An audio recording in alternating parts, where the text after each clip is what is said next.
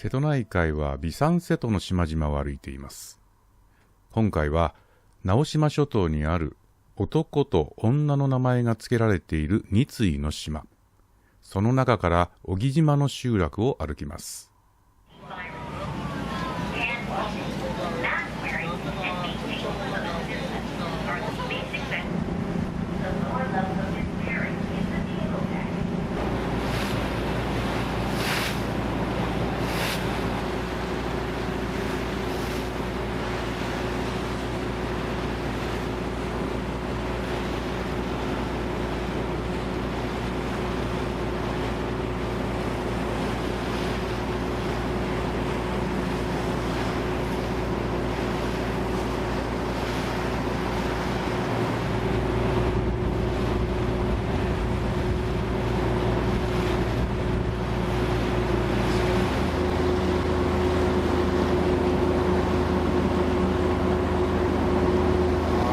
綺麗だ。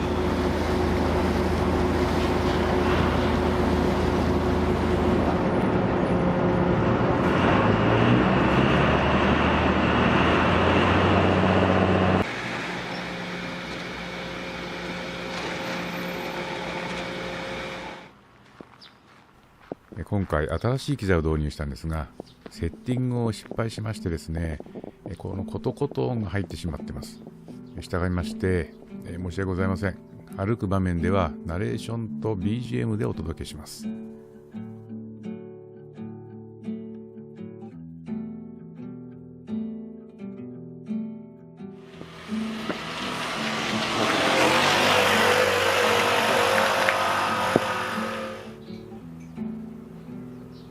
高松市の北 7.5 キロに浮かぶ小木島。隣の女木島とともに昔は香川県塩島村に属していまして、昭和31年に高松市に編入されました。島全体は花崗岩の岩盤に讃岐岩というのが乗る地質で、山がちで平地が少なく、南西部の斜面に集落が作られています。小木島という島の名前なんですが、源平合戦で那須与一が打った扇が流れ着いたということから小木の名前が付けられたとも言われています。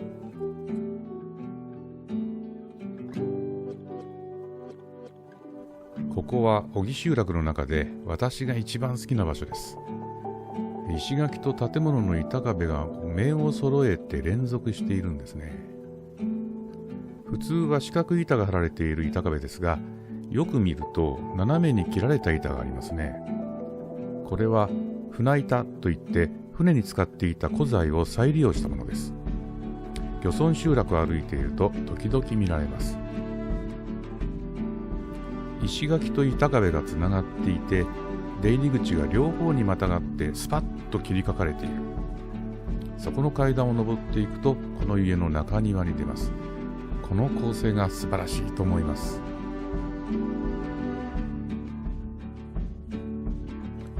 集落の形は隣の女木島とは対照的です。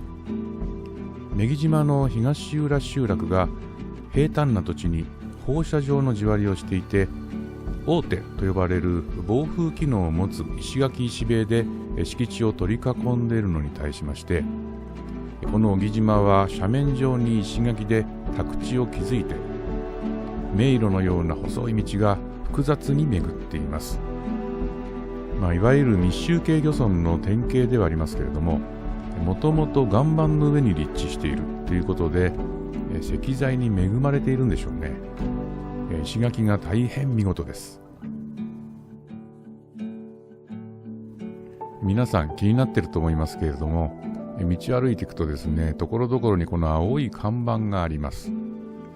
なんて書いてあるのかなって見てみると、民家につき立ち入り禁止。3年に一度催される瀬戸内国際芸術祭、それをきっかけに近年では国内外から多くの観光客がこの島を訪れるようになりました。公道と民地の境目が分かりづらい密集系漁村ですので、間違って入ってしまう観光客がいるんですね。あちらの宅分かりやすいですよね。右側に母屋があって、付属屋でくるっと庭を囲んでおります。この形多いですね。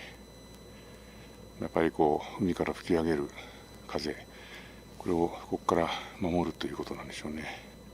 隣の女木島へ行くと大手っていう石塀が港のところに見られますけども、あれも季節風から守るためというふうに言われています。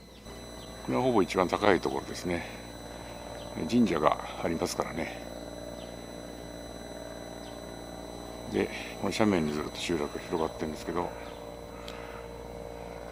そこに岬があって、岬の向こうに見える島が女木島ですから、女木島と岬の間を先船がずっと走ってきたということですね。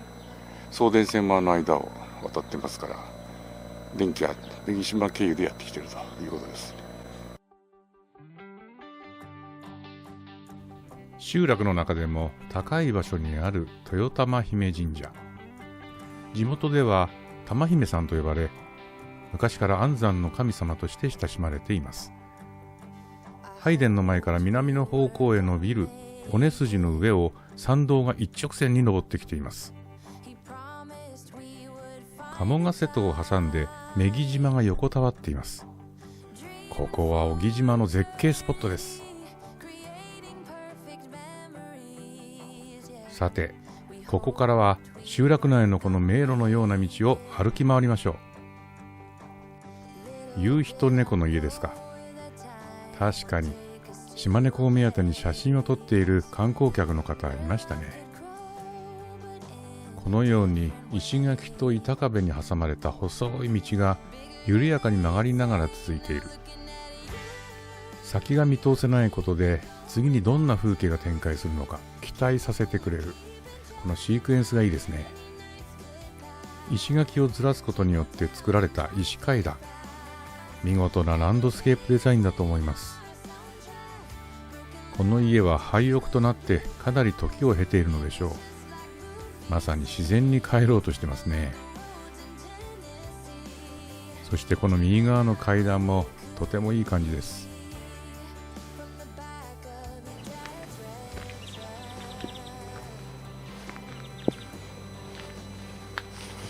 かりやすいね、この家はね。完全に囲って中庭がある。そして本瓦葺きが結構残ってます。ここもこういう風な感じでね囲ってます。